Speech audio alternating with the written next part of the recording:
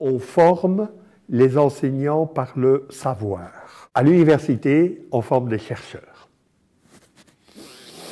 On les abreuve de connaissances, la tête bien pleine, déjà Montaigne disait ça, donc on n'a pas encore tout à fait compris le tête bien faite, tête bien pleine, je vous dirai pourquoi tout à l'heure.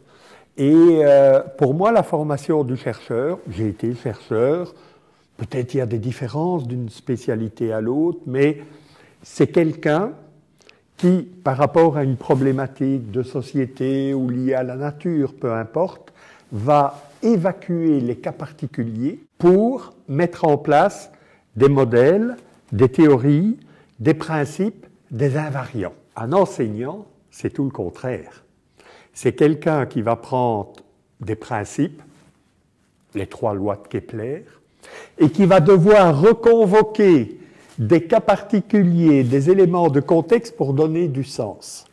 Donc on voit tout de suite la grande difficulté que l'on a à former des enseignants par la voie de la recherche. Je trouve que cette formation des enseignants, parce que peut-être elle est aux mains des universités, des écoles normales, des anciennes IUFM ou leurs équivalents maintenant, peu importe, est beaucoup trop centrée à nouveau sur la théorie. Et donc l'idée m'est venue d'employer un mot qui vient des mathématiques, voilà, qui est le principe d'isomorphie. C'est-à-dire qu'on retrouve dans un sous-système les propriétés du système, si vous voulez. Et le principe d'isomorphie, je le résume comme ça, vous allez me comprendre très très vite. Je dis, il faudrait former les enseignants comme on souhaiterait qu'ils forment à leur tour les étudiants.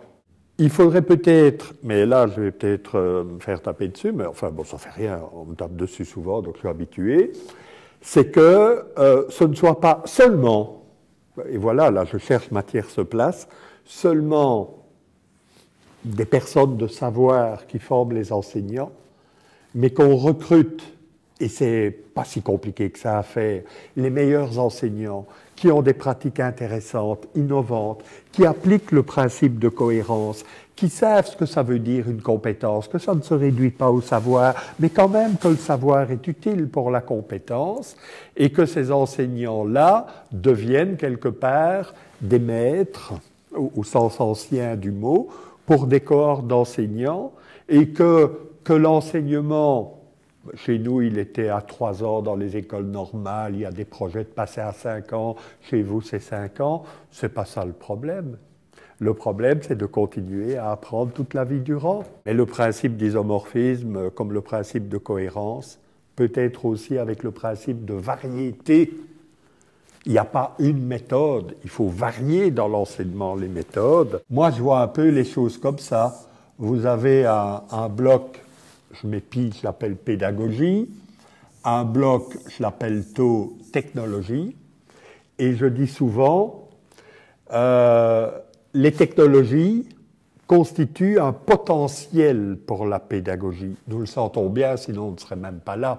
On sent bien que ces technologies qui nous parlent de savoir, de collaboration, de réseau, de co-construction, enfin tous ces mots très compliqués, je dis, les technologies constituent un potentiel pour la pédagogie, d'accord ?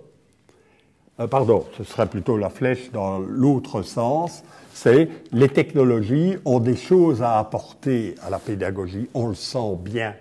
Mais le drame, voyez-vous, c'est que pour que cette relation très déterministe opère, il faut que les pédagogies changent. Et à ce moment-là, on est vraiment dans la systémique. La technologie peut changer la pédagogie, mais pour qu'elle soit une terre d'accueil pour la technologie, il faut que la pédagogie change, et c'est à ce moment-là qu'on aura des valeurs ajoutées et que le cercle va bien fonctionner. Ben, vous mettez à la place de technologie MOOC, et ça marche tout aussi bien. Les MOOC constituent un potentiel pour la pédagogie, mais pour que les MOOC puissent apporter une valeur ajoutée, ben, il faut que la pédagogie change d'abord. Sinon, elle est morte. Parce qu'à l'heure actuelle, il y avait un colloque à Paris-Descartes, je crois, hier, sur les ressources numériques, s'ouvrir ou périr. Et moi, j'avais transformé un peu le titre, s'ouvrir et périr quand même. Dans le campus, l'utilisation principale, le core business, c'est la transmission. Si la transmission est faite au travers des MOOC, que va devenir le campus? Dans les recherches, on montre plutôt une sorte de fossilisation des pratiques. Qu'est-ce que ça veut dire en un mot? On refait avec les nouveaux outils ce qu'on faisait avant. Autrement dit, avant on donnait des cours dans des amphis, maintenant on fait des vidéos dans lesquelles on filme des profs, quoi. Si on arrive à changer le campus, les méthodes, de redonner du sens à la présence, c'était quand même l'idée des flipped classroom, à ce moment-là, on fera quelque chose que les technologies ne pourront pas remplacer. Monsieur Lebrun, combien de fois ai-je entendu? Pensez-vous qu'un jour, les technologies vont remplacer l'enseignant? Ma réponse est toujours la même, elle est cruelle, elle dit oui.